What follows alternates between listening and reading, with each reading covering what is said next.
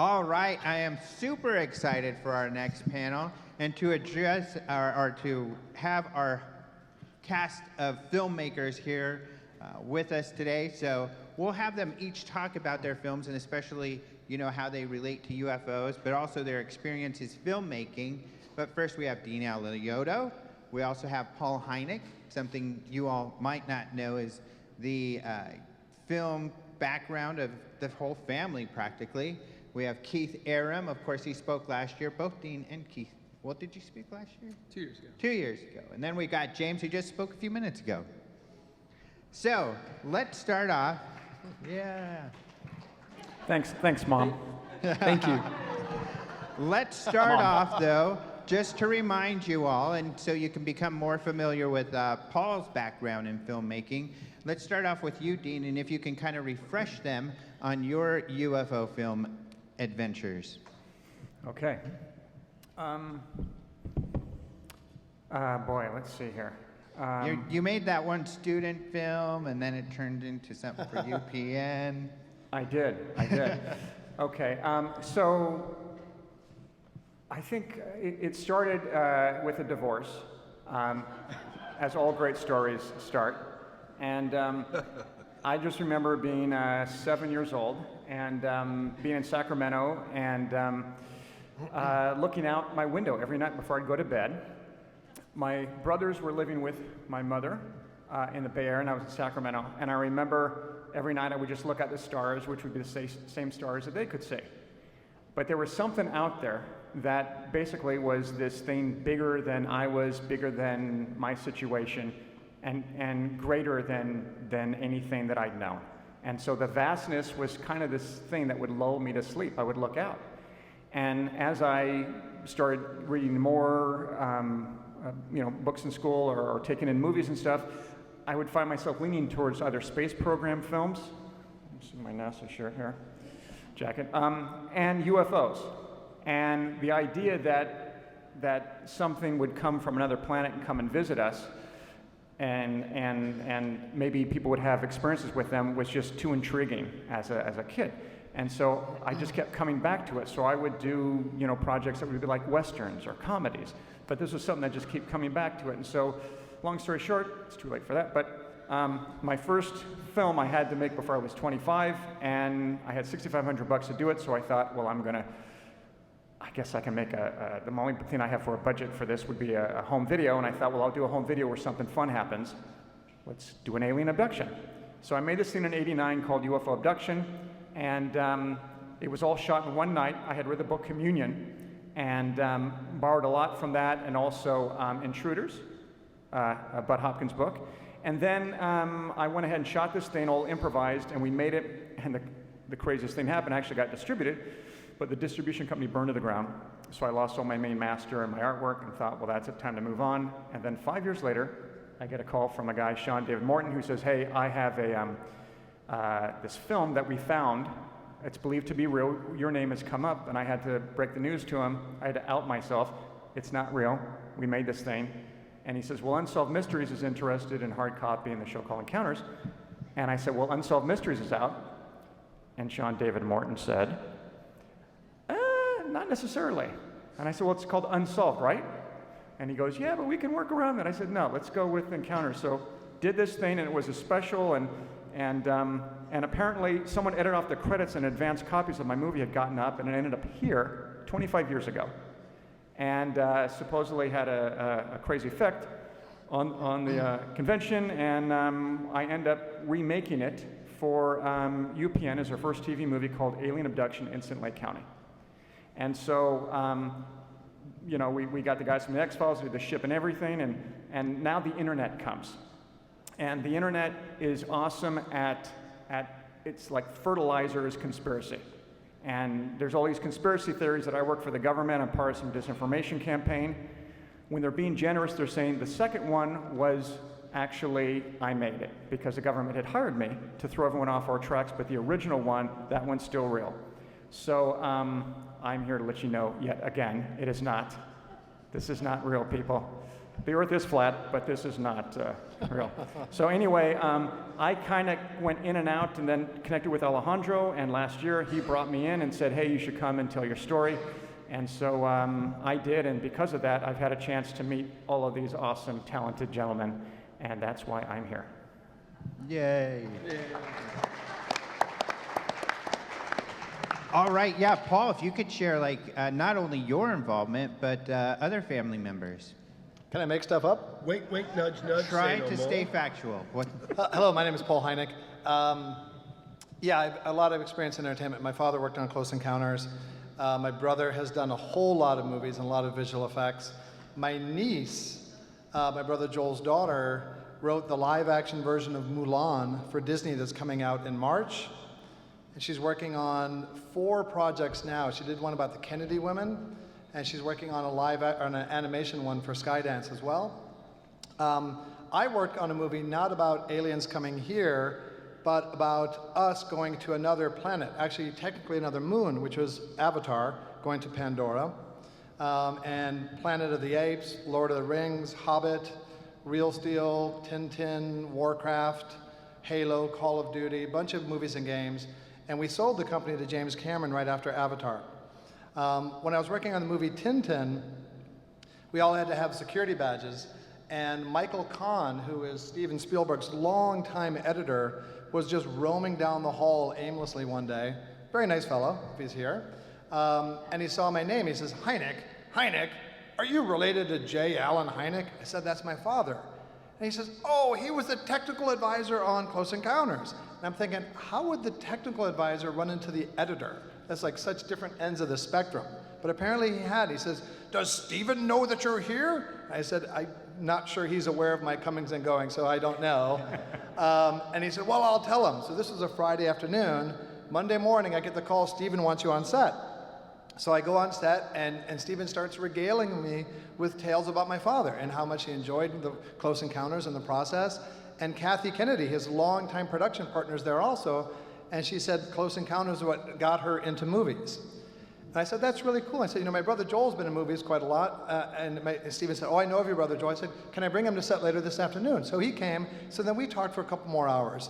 And Joel said that when he was winning his Oscar for What Dreams May Come, he was nervous as hell because he's an engineer. He's on stage in front of, what, 8 billion people around the world?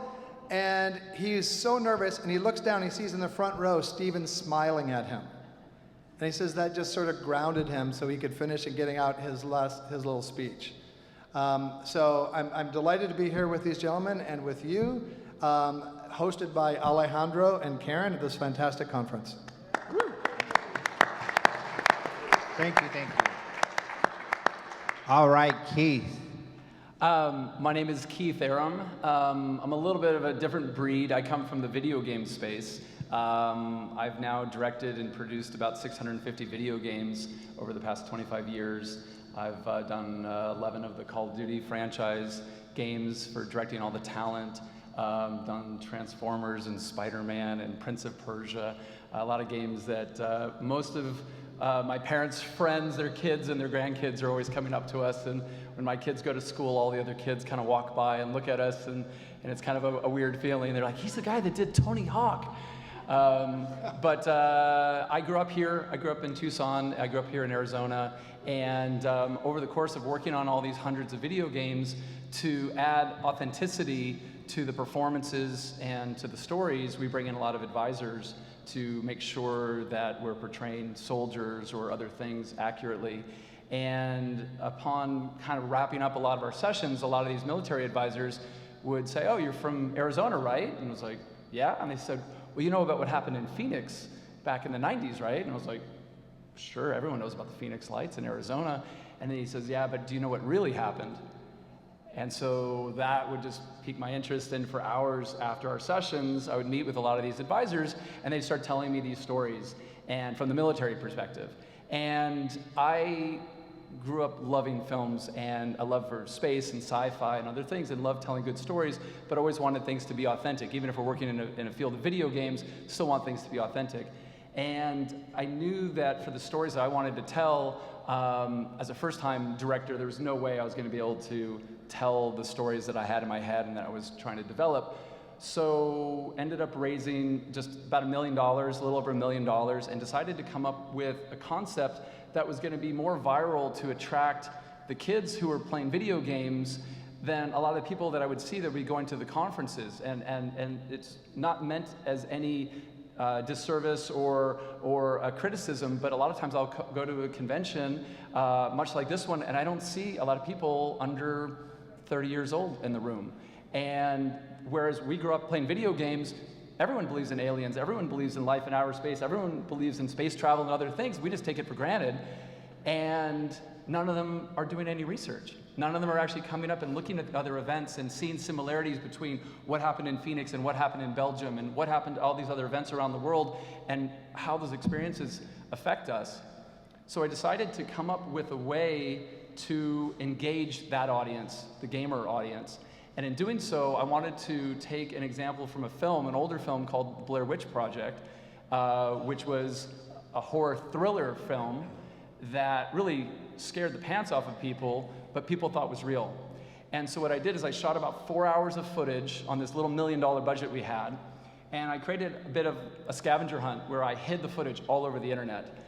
And there were little small pieces, and they were meant to tell the backstory of our characters and our world. And I created this as sort of an investigation that was happening, and we created this investigative journalist who was investigating the disappearance of some men that disappeared back in March of 1997, and they all disappeared and were never heard from again. And this investigator was trying to get some information. The government had closed the case. They had pointed to a guy that was from the Heaven's Gate cult that used to be based out of here and closed the case. This guy ends up going to prison, never serves trial, and goes away. 20 years later, after the Heaven's Gate cult has taken their lives, this guy gets released from prison, takes his own life, and releases all this footage. And this footage shows that he was there with these men back in '97. And all this footage gets peppered all over the internet as this sort of scary story about these men that actually witnessed what happened here in Phoenix the night of the Phoenix Lights. So with all this footage, we created about 20 websites. I created about a dozen social media characters, and these guys would blog to each other and post different things, not meant to hoax, but to sort of inspire people, because it was all based on real things. And I met with about 1,000 eyewitnesses and came here for several trips interviewing people. We went and met with Francis Barwood and Timothy Lay, a number of eyewitnesses, and licensed all the original footage from the night. And it became part of this viral campaign. And as we started releasing this, before the film was released, it started generating a lot of buzz. And one of the clips was a shot of the Estrella mountain range of these ships flying around, engaging with jet fighters.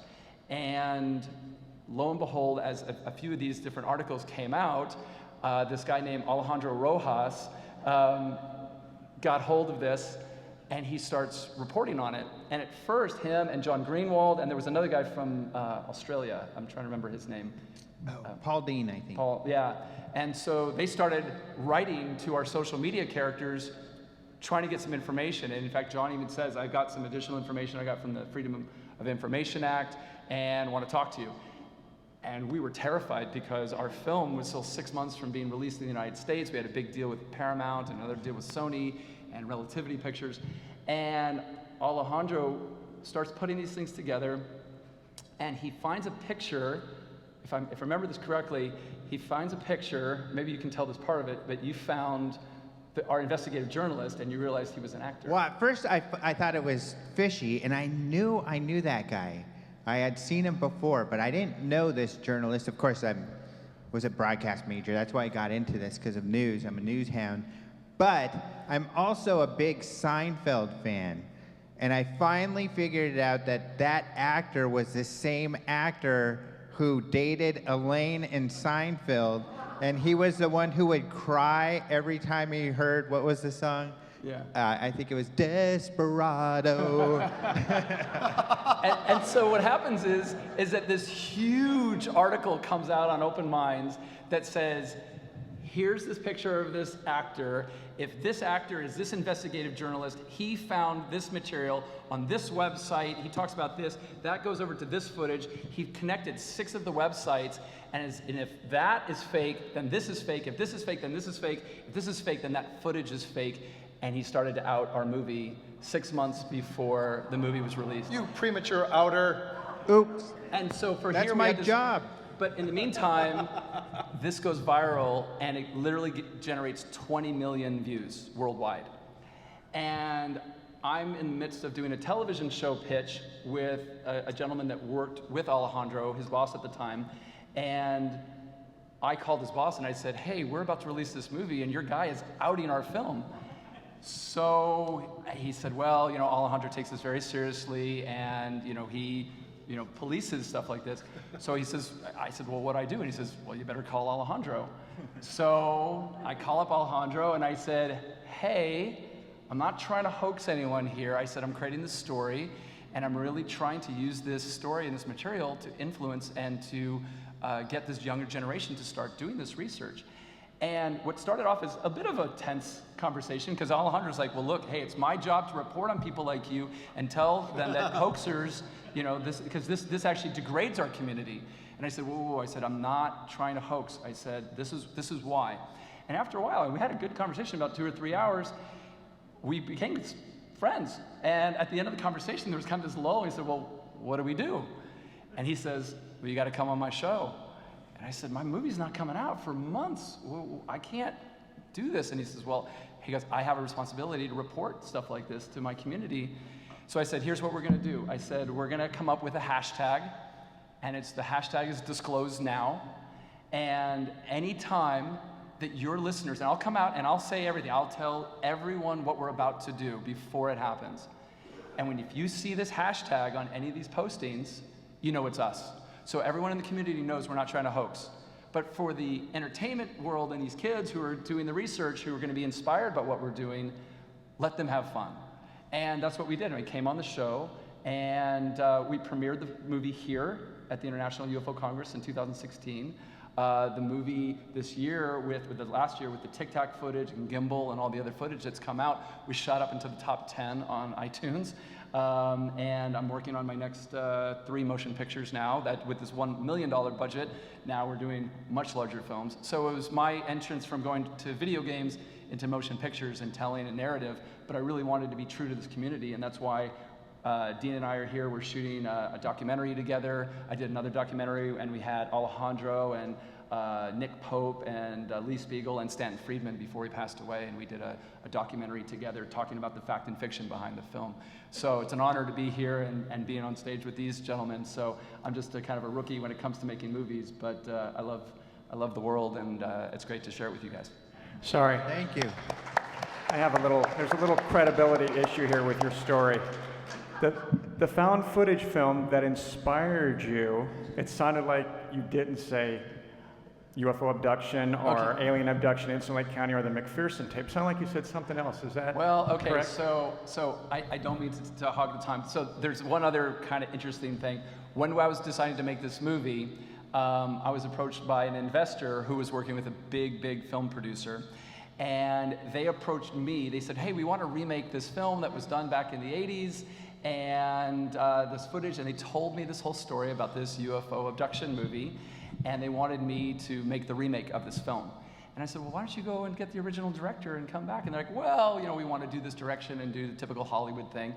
And so we went back and forth, and I said, well, I'm actually working on this one, and I pitched them my story. And they said, oh, well, maybe we'll do your story instead of that one. And they went kind of back and forth, and typical Hollywood stuff. And as a result, they never got the rights to the original film that they were trying to do. I went off and did my film, and they lost both films. And years later, found out that film, and I didn't know him at the time, was Dean's movie. And they were asking me to remake Dean's film. And here we are, and we're at Alien Con about a year and a half ago. Last year, yeah. It was a year and a half last ago. year, June. And Alejandro, the great connector of all of this, says, hey, Keith, do you know Dean? He did this movie, UFO Abduction, Alien Abduction, and we put it together, and now we've become great friends, and now we're shooting movies together. It was kind of funny. So weird how karma works. They were also very nervous. They were like, well, I think he might be mad at me because, I was going to redo the movie. Our lawyers figured it all out. Yeah. The Lee Spiegel part is a good segue because your documentary featured Lee. He looked great. He was brilliant as usual. And Mr. Lee Spiegel's working with you at the end, James Fox. So maybe you could talk about kind of your history of getting into filmmaking and how it led to the UFO field. Well, first, my name is James Fox, and I'm actually, thank you, I'm actually looking forward to the day when I can refer to $1 million as just a little tiny feller. I got this little $1 million, I just kind of put it in this little thing I was doing. But anyway, as an independent documentary filmmaker, $1 million is a lot of money for me. But in any case, I've had this dream for just dumb enough to think I could pull it off. I've had this dream for about 25 years. I know, thanks. For about 25 years now of creating this seminal feature-length documentary film that could transcend the UFO community and be presented in a digestible fashion to mainstream media. So that's been my sole objective, and every time I try and I fail, I tried with 50 Years of Denial, and then I tried with Out of the Blue, and then I tried with the second version of Out of the Blue, and then I tried with I Know What I Saw, and I kept failing and failing. So that's pretty much what I'm trying to do is to create a body of work that's entertaining but also informative and accurate that could present the UFO phenomenon in a way that could be digested by mainstream media. So that's been kind of my sole objective. And I thanks. Yeah. Thanks. Yeah. And I've had I read, like, sometimes I'll go onto these forums and read about some of my previous films and people's comments, and I actually had a guy say to me, don't do that, Jay. don't do it. Because sometimes it's hard not to take things personally. Like, you have any idea how hard I worked on that thing? And they're like, oh, Mr. Fox is just putting together some old rehashed baloney that's been done. I take back half the things I said. Yeah, I'm like, no, you don't understand. I'm trying to package it in a way that, anyway, it's funny. So yeah, that's pretty much what I'm about, I guess, in the field of ufology. All right, the first question to start off, and this is true, of course your answers will be different because your approaches are different, but it's true of documentary filmmaking in this genre and also filmmaking. Of course, there's tons of UFO and alien movies. There are tons of documentaries. Let's start with James. We'll start on your end.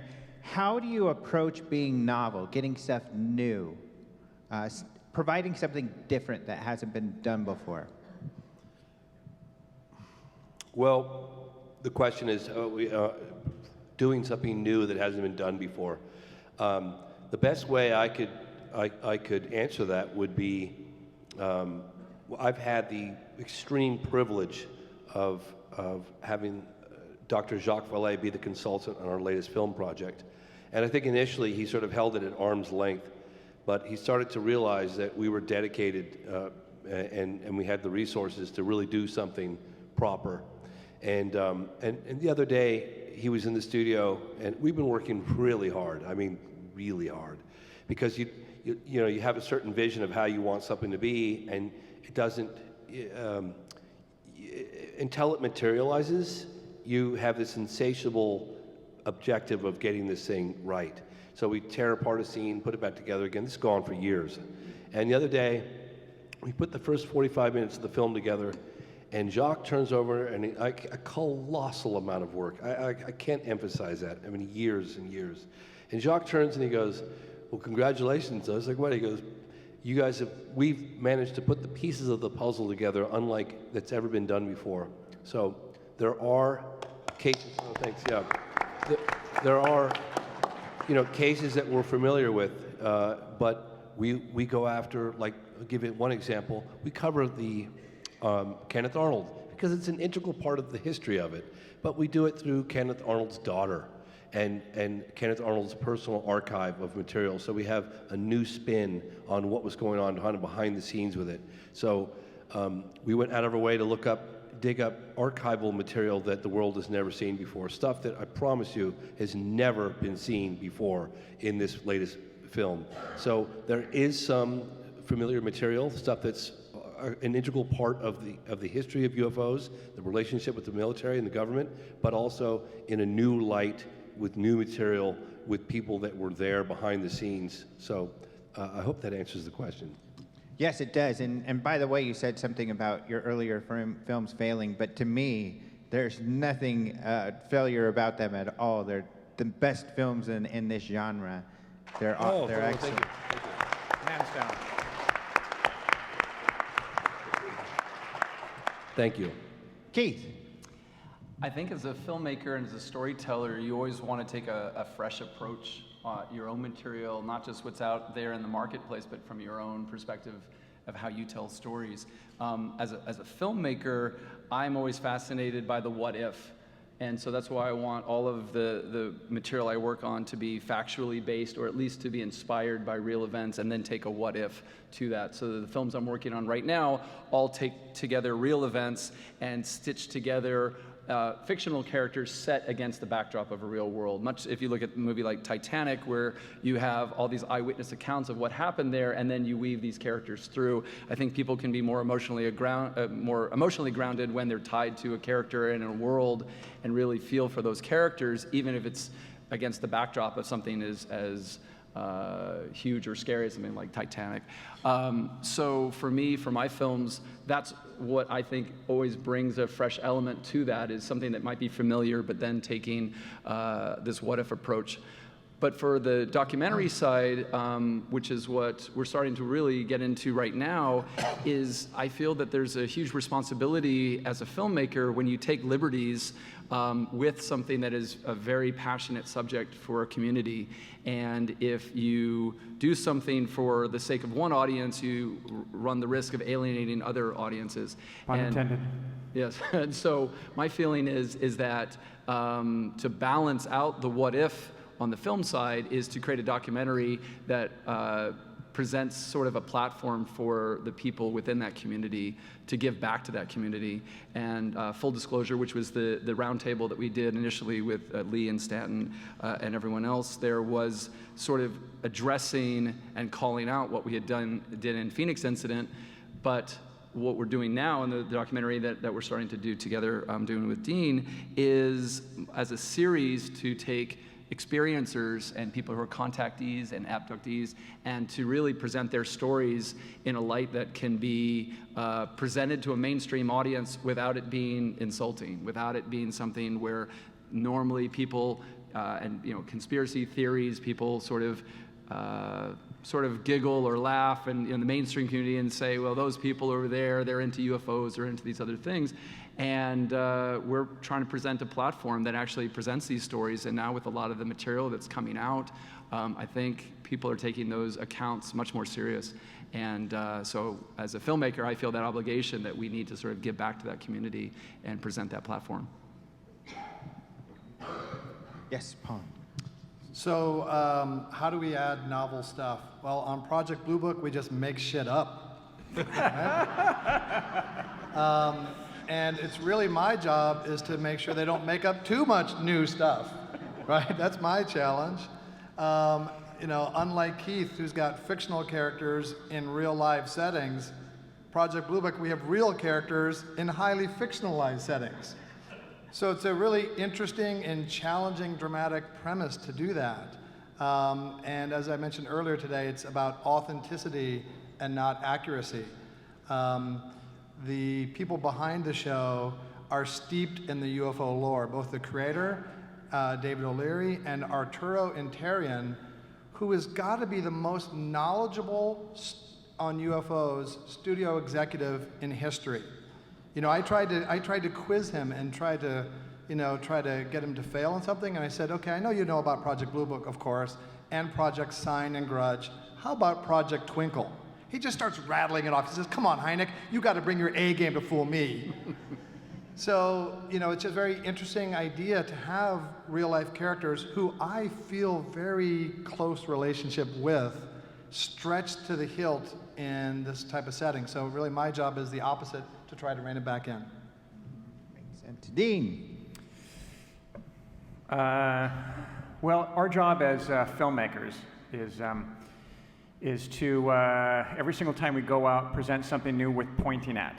We're pointers, that's what directors do. You always see the pictures of them going like this. And so every year, for me, what I do is I empty out my toolbox and start over. There's a few little scragglers that kind of hang out, but mostly it's kind of like, all right, how are people communicating this year? Because I work in other genres and stuff, like I said, I've done westerns and comedies, just did a supernatural film coming out at the end of the year. I keep, again, it's like, you know, the mob. You know, every time you try to get out, it pulls you back, and this is how this genre is. For the longest time, I've been, because I did a lot of documentaries for A&E and Bravo, and these 1 and 2 hour specials that were on history, you know, Lizzie Borden, World War II, stuff like that. I have a background in documentaries, but I've never done it in this space. And probably the biggest reason why is this schmuck at the end of the table here, James, who is like, every time he makes a movie, it's an encyclopedia of everything and the latest and greatest. And so I have to wait for him, or I have to make a movie in order to do that. So the bar's been set very high, and other filmmakers out there, you know, Jeremy Corbell and stuff, and you get all the different flavors of what you're doing, and definitely what, you know, Project Blue Book is. And so for me, you know, like this new one that I'm doing, I didn't want to rush into anything unless I had something new to say. So I'm hoping that the new documentary that I'm doing, which is a new take on the UFO alien perspective, literally a new perspective on it, will be my answer to your question. That's how I personally kind of keep it fresh. And, you know, I will say that Close Encounters of the Third Kind is my favorite film for no other reason than it was awe. It was the definition of awe. Everyone, the whole third act was awe. It was literally this, including his father, who comes out and he does this, puts his pipe in his, which I love the pipe, man, puts it in there and everything. And so the goal, the pinnacle of achievement is if I can get 5 minutes of that in a movie. And so to be here with Paul and James and Keith, but especially, you know, it's just, this is like, you know, am I on a ship? Have I been abducted? Is this real? Is this a screen memory? I hope not. You brought up the name Jeremy Corbell, and I just wanted to say, because people might be wondering, Jeremy Corbell's here. Why isn't he on this panel? Yeah. And the reason, you were wondering the same thing. And the reason is we weren't sure if he would be able to be here, and we had to go to print and print our DVDs and everything. Well, he could join us now. Yeah, where is he? Is I he don't in the know house? that he's here Jeremy right Corbell, now, paging but Jeremy Corbell. tomorrow is going to be Jeremy Corbell Day. Not only will he be speaking, no doubt he'll be part of George Knapp's talk, and during the film festival, he has 4 films that have made it to the finals. So we're going to see plenty of Jeremy Corbell tomorrow, which is great because he's wonderful. Now, I want to get to a question. Actually, last night at the reception, James, you were having an interesting conversation with Carolyn Corey. And it was about the difference between the editing process of a documentary versus a feature, a film, a narrative. Maybe you could talk about that. Maybe you all could, since I'm not sure, Paul, if you worked in documentary work, but maybe you can all speak to that.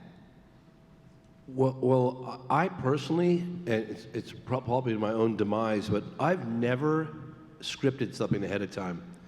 I've kind of tried to let the documentary write itself. And that, in my opinion, is incredibly challenging, because, you know, it's one thing when you have a script and you have a whole shooting schedule and you know roughly how you're going to put it together. But with what we're doing, it's not that way at all. Ultimately, I think it might be more compelling not having a script. I don't know, it's hard to say, but it makes it much more challenging, because it's like putting together an incredibly complex jigsaw puzzle. Like, just throw the pieces in the air and they fall, and you got to put them all together in what you feel is the most. I always try to put myself in the audience. Like, I literally will kind of close my eyes and I just think, like, what is the audience asking themselves right now? What do they want answered?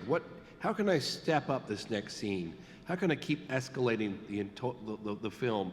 Escalate, maybe plateau for a little bit, but keep going up. So I'm constantly asking myself how I can do that. Where's the audience at right now? I get other people come on board, they'll sit in the room with me, and that moment when they start to tie their shoelace or check their watches, I know that I gotta do something differently. So anyway, but that's for not, you know, people go, oh, I'm so excited to come in the studio and you're making this documentary and can't wait to come sit in the edit room with you. I'm thinking, do you like to watch paint dry? Because that's kind of what it's like, watching a scene over and over and over and over. And then we just, probably as I don't know, a month or two ago, cut the Socorro case. And for over 5 years, we had this like vision of how it needed to be, and couldn't get there. Tore it apart, put it back together, tore it apart, put it back together, tore it apart, put it back together. Somebody else would have a stab at it. That didn't work. And we're talking years.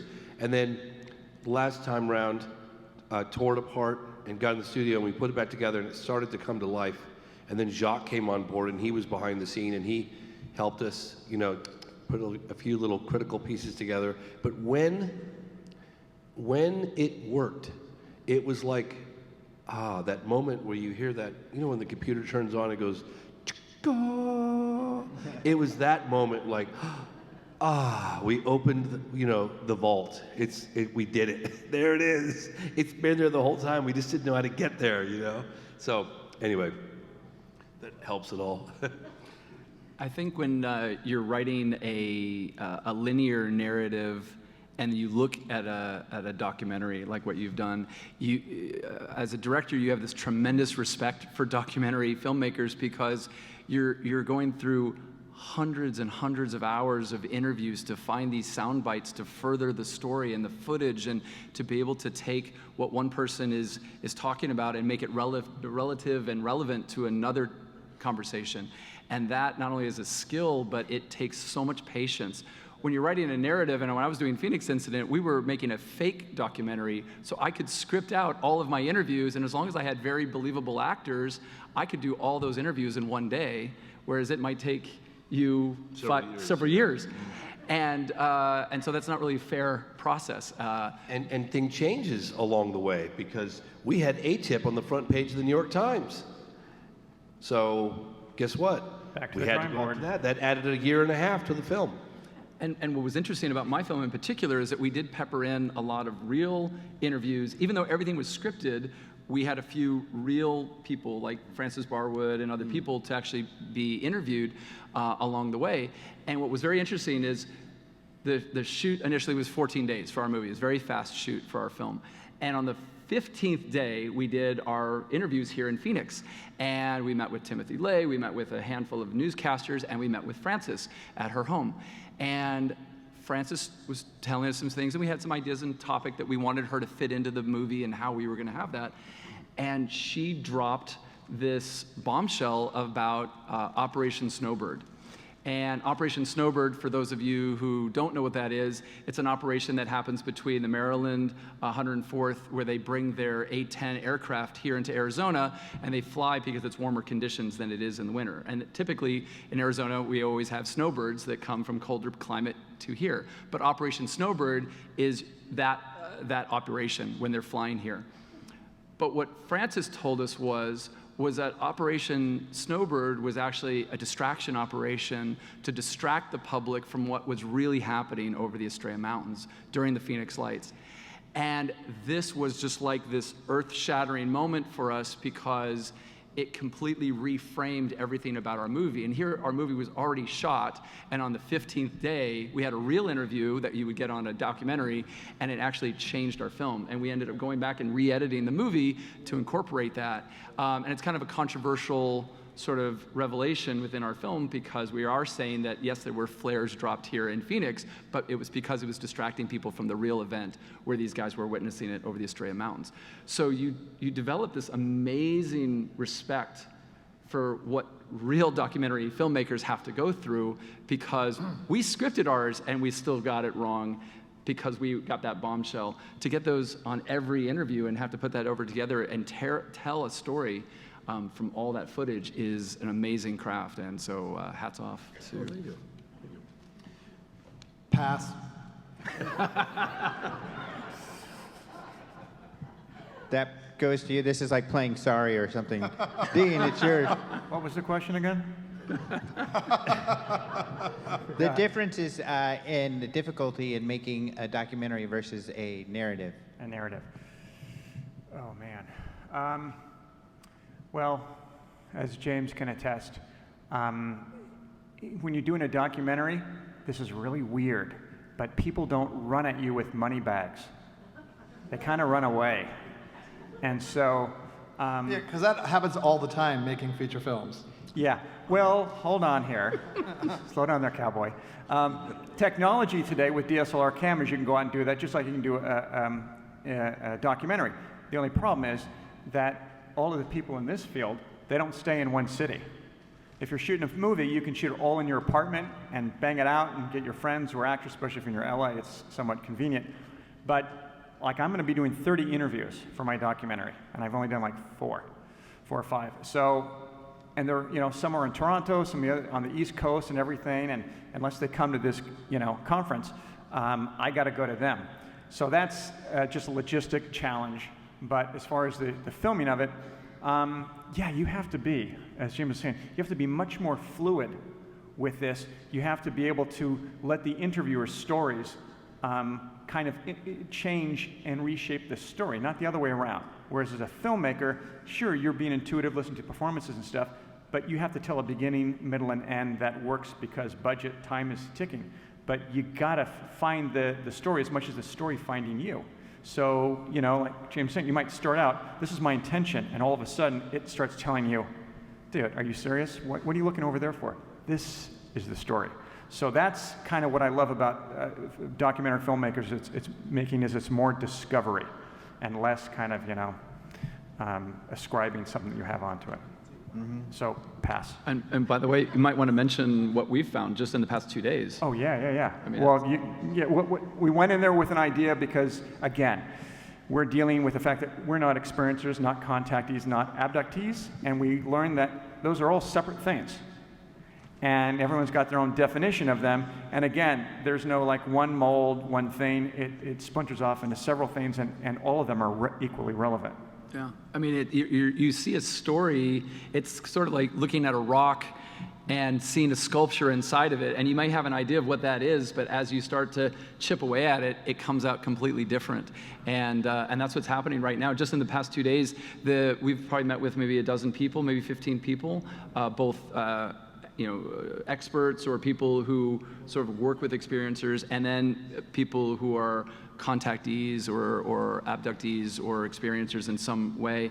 And to hear their stories, those personal stories, is so fascinating. And I think what we're creating right now is so vastly different than what we thought we were going to get 2 days ago. Speaking of what Dean mentioned, chasing down the witnesses, how many countries did you go to, James? Well, we went to Brazil, China, Australia, Africa, and across the states. But then we licensed footage from Russia,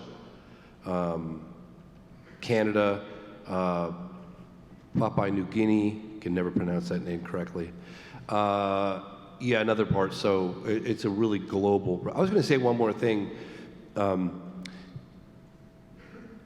When you do a documentary, let's just say I did a documentary on one case, like the landing case in Australia. To me, that would be so much easier than doing a documentary that's all-encompassing and trying to gather the essence of the phenomenon in one film from a multitude of cases around the world. Because you have a beginning, a middle, and end. What happened? You got your witnesses, you got whatever B-roll or archival footage that you've got, newspaper clippings, and you put it together and you tell a story. But when you try to incorporate multiple stories from multiple locations, that's when it starts to get challenging without being redundant, without beating the audience over the head with case after case after case. Eventually, it's going to put them to sleep. So that's what's been particularly challenging with this documentary that we're working on now. We painstakingly put together lots of stories within a bigger story, and then trying to assemble those stories into the bigger story, and that's when some pretty significant and drastic cuts have taken place. And one of my partners is like, well, James, you know what time it is now, right? And I was like, well, what time is it? He goes, it's time to kill your darlings. Things that you're very attached to, places that you've gone, witnesses that you talk to, you gotta hack it. It's tough. Yeah. That's actually something that happens, I think, just in regular filmmaking. They always talk about that, is that a screenplay is like the blueprint of a building, and it sort of says how tall it's going to be, what the size and dimensions are. But when you're making a film and you bring together amazing performers on set, those actors are lending their creativity to your vision, just as the happy accidents. The happy accidents. And what happens is, and this is what first-time directors get stuck in, and sometimes seasoned directors get stuck in this, is that you get this happy accident that is so much better than what you thought originally that scene was going to be. The actors just brought a life to it, but it wasn't in the script. It wasn't in the blueprint of that building. And so it's sort of like building this skyscraper, and suddenly you add on this terrace over the 32nd floor that's not structurally part of the building. It might be in a gorgeous sort of idea, but it doesn't fit. And structurally, it can't hold it. And so what happens is, a lot of times a first-time director or a young director will get this amazing performance and said, I want to bring that into my film. And this is what happens, I think, and also in documentaries, is that you find something that wasn't part of the original idea, you incorporate it, but your blueprint didn't support it. And that's why you'll see some of these films where they kind of go off track and they go somewhere because it wasn't in the script. Sometimes you do get a happy accident where you get an improv and that was never written and it's better than the original. But a lot of times as directors, we get stuck on these things and we just put it in, and that blueprint didn't support it. And so it happens. I got to add to that really quickly, because the ending of The Phenomenon, I had it all mapped out. I knew exactly what I was going to do, and I took the children. If you guys are familiar with the case in Africa, the Rua Zimbabwe case, I talked about it earlier, with the UFO landing at the school, aerial school in 1994, and the occupants get out and interact with the children. And when you watch this, especially by the time you get to the end of the film, The Phenomenon, you really do walk away believing that these children really did have this experience. But I had this whole idea for this ending. I kind of had it in my mind for a while. And what I did was, I took the archive footage of the children that was filmed by John Mack, a Harvard psychiatrist, right after the incident occurred.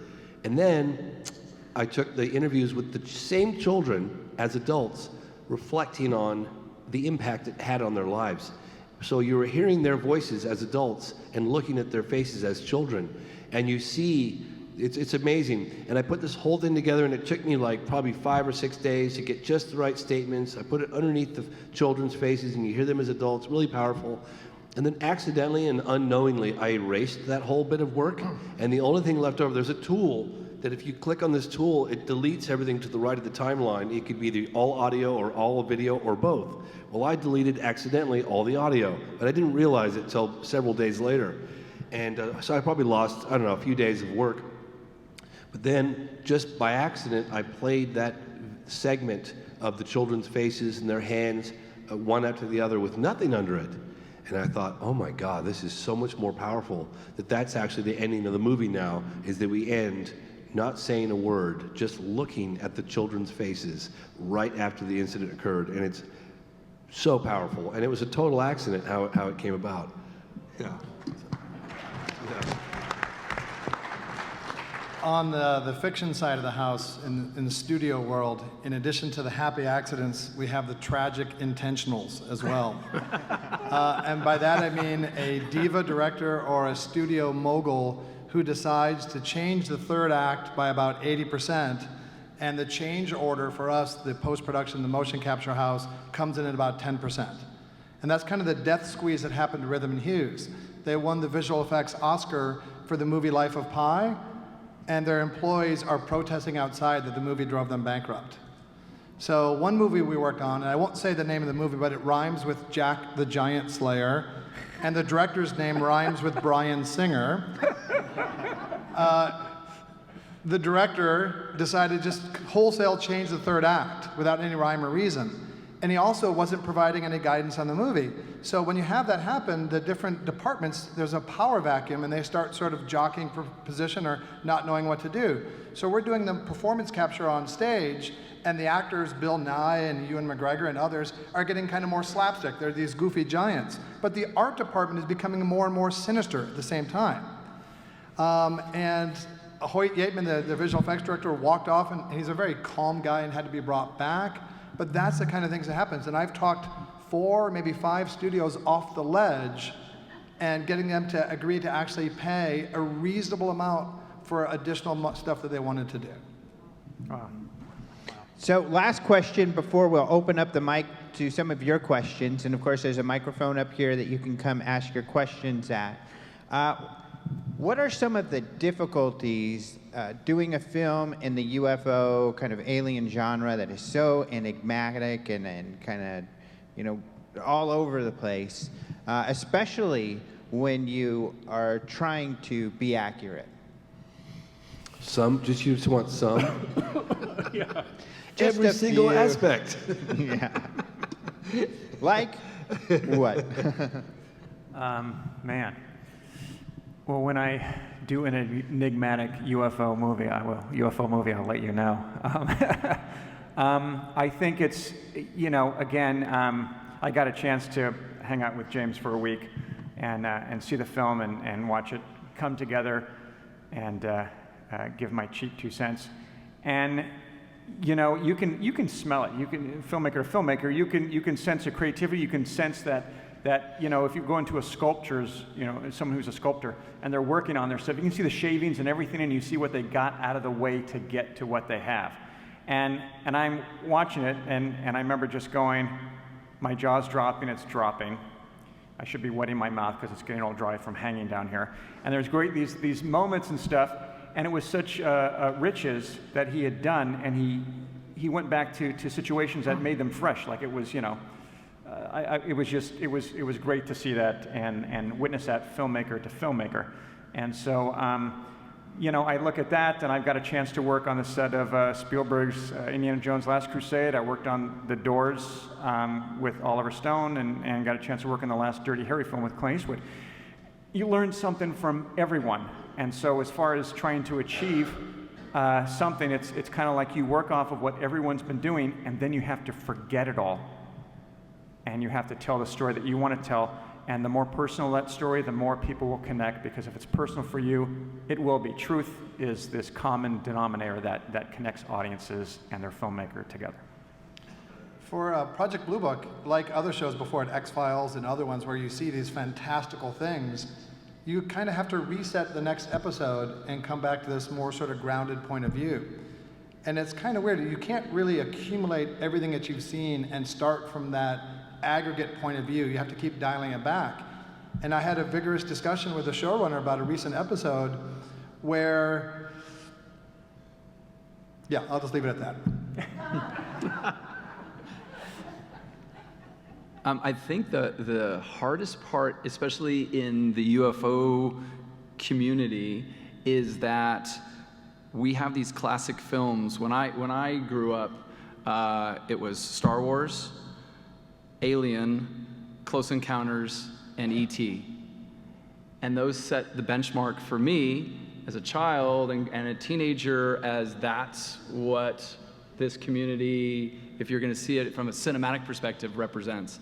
And there's been a million great films since then, but those are still the foundational sort of benchmarks that I judge myself at. And so when I become the filmmaker that I want to be, those are the films that I judge myself against. So I think that, you know, moving into this space as filmmakers, you know, you're up against not just yourself, but this community of just expectation that's there, and making sure that you pay homage and respect to the giants that have come before you. So I think that's the hardest thing, I think, is just that perception of bringing something new to that space that people will embrace. The original establishing shot of the movie Alien showed this rocky, foreign terrain on this alien planet. It was a pan of brownies that my brother baked and shot. Really, that's a true story. So with James, like, one of the challenges that you're a specialist in is getting some of these high-level officials or politicians to talk about this topic. Of course, practically any other topic they're happy to talk about. So how do you do that? Well, that was probably one of the most challenging aspects of the UFO phenomenon, especially when I first started doing documentaries on the topic in the mid-90s. I remember the first really big interview that I landed, and it was with Apollo 14 astronaut Edgar Mitchell. And I was walking with him in his backyard. It was a huge day for me, as you can imagine. And I finally turned over to him and I said, Dr. Mitchell, like, gosh, you know, why? Because I tried to get an interview with him for years, and I can't tell you how many denials I got from via letter, via everything. And I said, Dr. Mitchell, what changed your mind? What finally got you to meet with me? And he's like, well, James, I realized that you weren't going to go away. Yeah, so tenacity is a huge part of it. No joke. No, forget about talent. Forget about luck. Tenacity. Luck plays a big role in it, too. But I found that once I got that interview, that led to other interviews, which led to other interviews, and then and that took a couple of additional films. And now I've lost my mic, or did I still have it? Time's up. My time's up. Just cut them off. But anyway, it's gotten easier now that I've got a few films under my belt, and they'll say, oh, James Fox, yeah, you can meet with him. He's independent, and he's not going to do a hatchet job.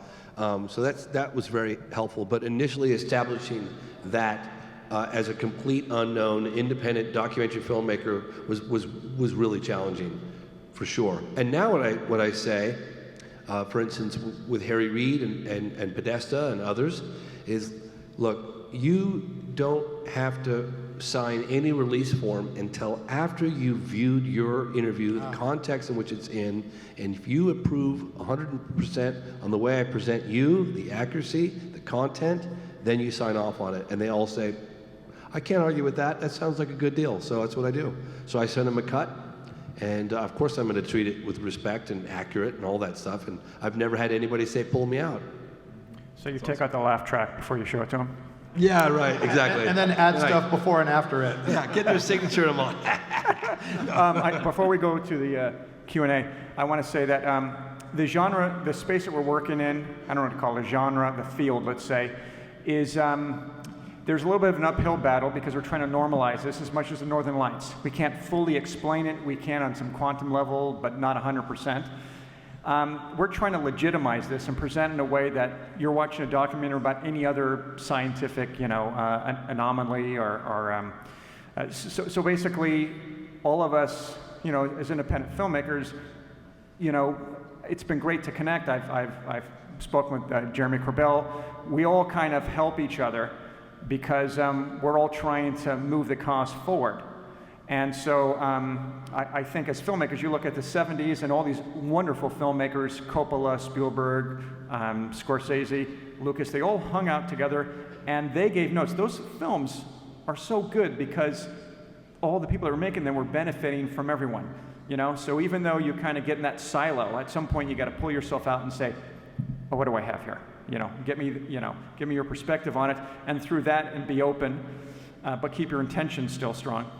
That's how we create, films that are, done. It's not one of us, it's all of us kind of, supporting and saying, so, yeah.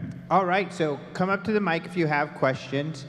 Maybe while people are coming up, James, you can tell another story, because I know you have a host of them, of some of the creative ways you've gotten some other interviews.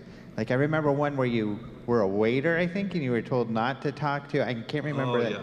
Well, so my understanding in the first modern guy to get Jimmy Carter on camera admitting that he'd not only seen a UFO, but that he'd made official inquiries during his presidency. And I tried for like 5 years to get him to go on camera, and I had so many letters of no thank you. And so I decided to go to Plan B. And my father was a journalist, and he was also stricken with multiple sclerosis. And he was paralyzed pretty much most of my adult life from the neck down. It started kind of from the waist down, but then eventually the neck down. So one of the funniest guys, really driven, ambitious. And I found out that Jimmy Carter was going to be speaking at a book tour that he was doing in San Francisco. So I went to the book tour, and the lines were ridiculous. There was secret security everywhere, Secret Service, even though he was, hadn't been president in forever. And we used my father. We wired. I'm almost embarrassed to admit this, but we did. We did it. You pimped your father? Oh, I did. I totally did. Yeah, because when they made it abundantly clear when we got there, you can take a photograph of the president, but you can't take a photograph with the president. You're not to ask questions. We got to keep this line moving, because the line went all the way through the bookstore, down the stairs, all the way through the hallway, down below, and then out on the sidewalk, and then down the sidewalk like hundreds and hundreds of yards. So, but when we got there early, but when President Carter came into the room, and we were probably the 100th person, or maybe 150 in, waiting, and there was 1,000 people behind us. President Carter walks straight up to my father. He was the only person in the room in a wheelchair. And he put his hand on my father's knee, and I thought, well, that's a compassionate guy. We might have to take advantage of this. So long story short, we wired my father with a secret microphone. Then I had me. You could never get away with this nowadays, because after post 9/11, I was in the back of the room, auditorium, assembling what looked like could have been a bomb, but it was just microphones and cameras and trying to put it together. And I'm standing way at the back of the room with this little camera that's got a microphone. Sorry, it's got a receiver, and then the transmitter's on my father with a microphone transmitting back. I can't get the damn headphones to work, so I just said, well, whatever it's going to be, what it's going to be. And we bought 11 books, as many books as we could buy, because we knew that he has to sign each book. So we had a stack of books on my dad's lap. So when we got up there, well, how could he say no to talking to a quadriplegic guy that's trying to ask him a question? And I'm at the back of the room, and I'm like people keep walking in front of me, and I'm holding on the camera, trying to stay on President Carter, and I see my father go up there. I have no idea what's being said. I know that there's something being said, because I could see lips moving, but I didn't know. And I'm just filming like this, and my dad gets the question in, and that's how we got Carter on camera. Nice. And then the lawyers, the entertainment lawyers, had to sign off for it. They're all, ooh, yeah, this is a little, kind of a bit of a gray zone here. We're like, well, it was a public forum, but he did not consent to going on camera. And they eventually said yes, and there was no repercussions. But yeah. That's awesome. Someone's got to come up and ask a question, otherwise I'm going to sing. And you don't want that. Oh, we need a mic on here for this gentleman. Have we got it on now? Yep. Okay. Yeah, great show, guys. We really appreciate it. A question for James. When you started talking about the Brazil Bahia, you had a lot of skepticism. I recall that Dr. Roger Lear went down there and did a great investigation of it and wrote a book. Did you have a chance to look at that at all before you went down there? Dr. Roger Lear gave me his entire archive, and I literally transferred everything, organized it, went through it, sent it back to him, and I think a week later, Dr. Lear died. So I got all that information. I talked, at length with him about that. And I said I was skeptical until I went down there several times and met with the witnesses, the first-hand eyewitnesses. So I'm no longer skeptical. I'm convinced now that something truly extraordinary took place back in Varginha, Brazil. Well, thanks very much. Great panel. Have you ever paid attention to the Julian Assange case and whether that's going to be a big obstacle to making UFO films? In what way would it? Because basically it's the first time they're trying to prosecute a so-called journalists for espionage. No. So I think for, releasing classified information. Boy, we live and die by that because the government is such, it's all about control, and they're so tight-fisted. And so we literally have to go in through the cracks of the fist. And so there's good ways to go about that, and there's not great ways, and Julian kind of straddles both. But I don't think it'll affect anything that we're doing. Who was that guy that hacked into the computer systems of either NASA or one of these, and there was that high-profile trial in England, and then he was trying to be extradited to the United States, and suddenly England, for the first time, said no, even though they went with us to invade Iraq when there was a huge protest in the streets. Gary McKinnon. Yes. Thank you. So I just thought to myself, I bet you it was like, you know what, let's not extradite this guy, because if you do, there's going to be a high-profile, highly publicized court proceedings, and the contents of what he saw is going to be revealed. That seemed a little suspicious to me that England said, no, we're not going to let him be extradited. Thank you. Yeah, and actually what happened was the opposite. He told them, okay, if you try to bust me, then I'm going to tell everybody what I have. And they said, go for it, and they threw the book at him. So, next. Wow. Yes, for James, when is Phenomenon coming out? To 2027. I'm kidding. He's not. He's not. Thank you very much. We'll see you then. No, it's going to come out early next year. Next year. And then have you had an experience, UFO experience yourself? I have. I usually don't talk about it, but I did see. Yes, I've had orbs, a couple of orbs. Yeah.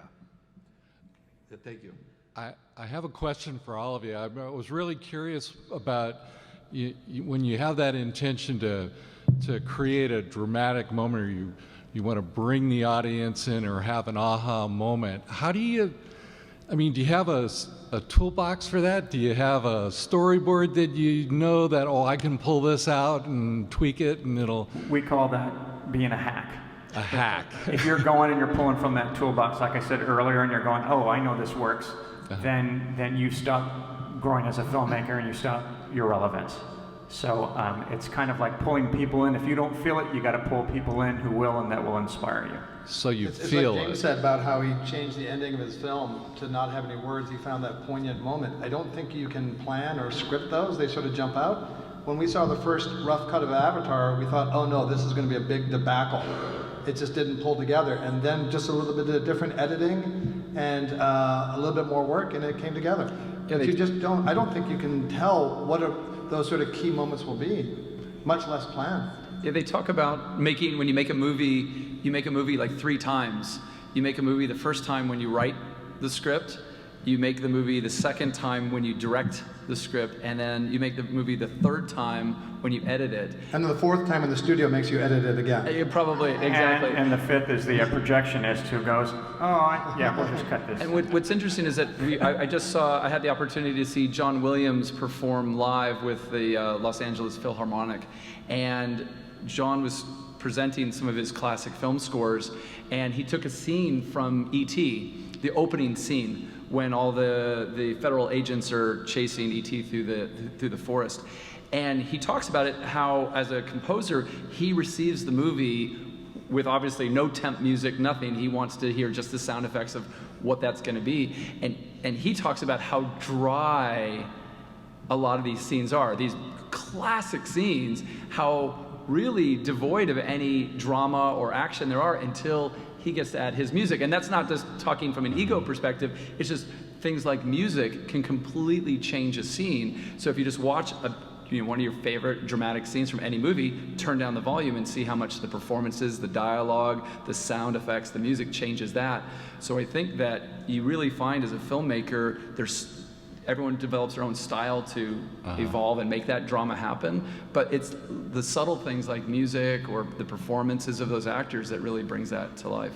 You know, the movie Castaway is a good example of that. It's a really powerful movie. It's kind of a challenging movie to make. It's just one actor most of the time.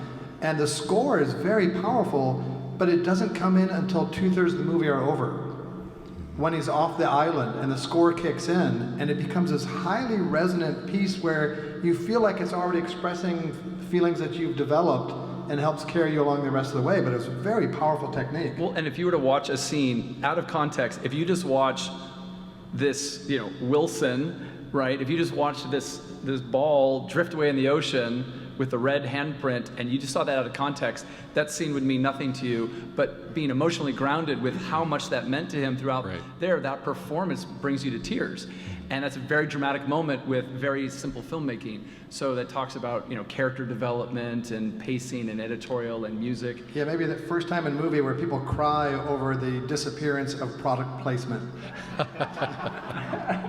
Thanks. Thank you.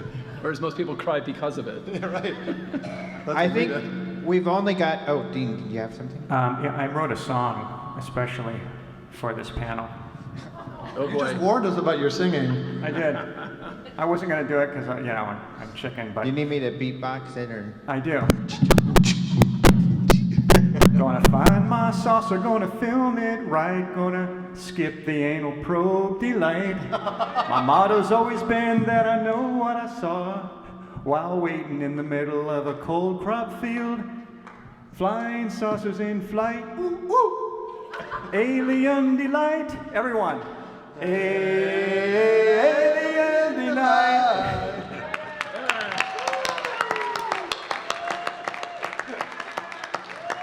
Way to bring it home, Dean. Way to bring it Alien home. Mike. Ooh, that note. That's Dean's answer to the last question on how you make magic out of nothing. I guess we've only got a couple minutes. Did you have a question? Yeah, go for it. I'm curious, how many filmmakers are here tonight? Okay, a couple, not many.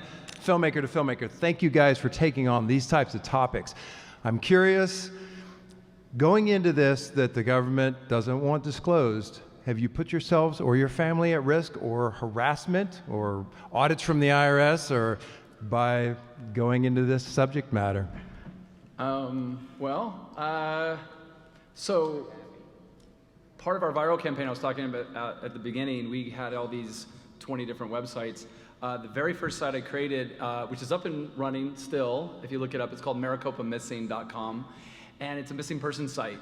Very realistic, looks pretty authentic, but if you notice, there's only 4 missing persons on that website. It happens to be the 4 men from my movie. And we have an 800 number you can call. It's 855 to find them. The site looks pretty genuine, and if anyone has their cell phone, you're welcome to look it up. But I debunked the heck out of that one. He totally found it, right? But it looks, you've got to admit, it does look pretty. It looks great. It looks pretty real. Convinced everyone. So we're in the middle of launching the movie, and we get a letter from the legal department from our internet provider in Europe that is housing this site. We have about 20 sites or more, plus we had product partners with a lot of different companies around the world. So this particular site was housed anonymously with this European one, because anyone who sees Keith Arem, they're gonna see PCB Productions, Call of Duty, all right, and people like Alejandro would find it too easy, and it has to be a little hard, right? So needless to say, we get this attached dossier in this email, and it's from the United States Department of Justice. And the legal department from this internet provider is saying that they have to turn over our personal information to the US government within the next 48 hours, or they're gonna have to give this over themselves. So we open up this, and it's this huge dossier from the Department of Justice. They are threatening us with a 5-year imprisonment and a $500,000 fine. They are basically accusing us of being bounty hunters, tracking down these missing men from our movie, and they didn't do any research or finding out that these guys never existed. And our lawyers had to get on the phone with the DOJ, and it took about 2 or 3 days, and it was, at the time, it was really scary. Now we look back and laugh at it, but it was pretty terrifying. So we were investigated by, I think, 3 different investigative agencies because of the viral campaign of what we were doing, local sheriffs here actually, and even Frances, before she met with us, she actually had a private detective investigate us before she would meet with us. So there wasn't necessarily retaliation, but there was a lot of eyeballs on what we were doing since we did it, and obviously we came out and said it was fictional. We didn't get harassed, but we have heard of filmmakers who have not had as pleasant an experience as we did. All right, and with that, we're out of time. Thank you so much to our filmmakers. Thank you. And thank you all for being here.